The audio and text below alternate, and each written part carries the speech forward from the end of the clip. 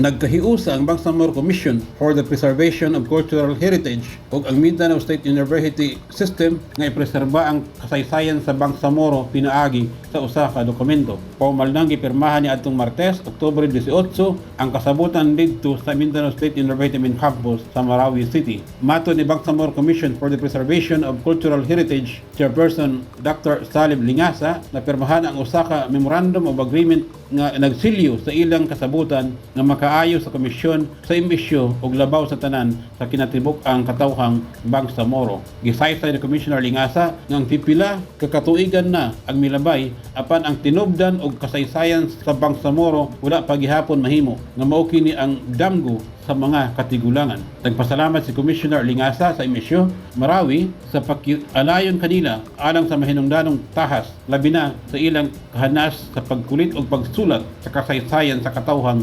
Bangsamoro.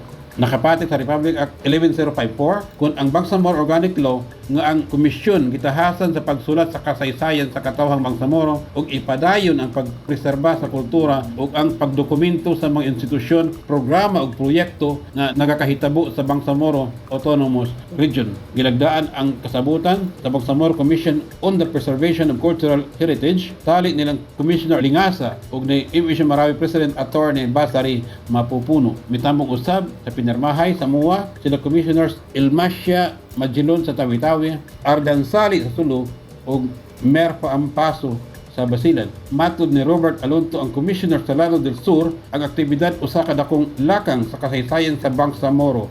Tahir Sulaiman, Newsline Philippines, Bangsamoro Region. Stay safe.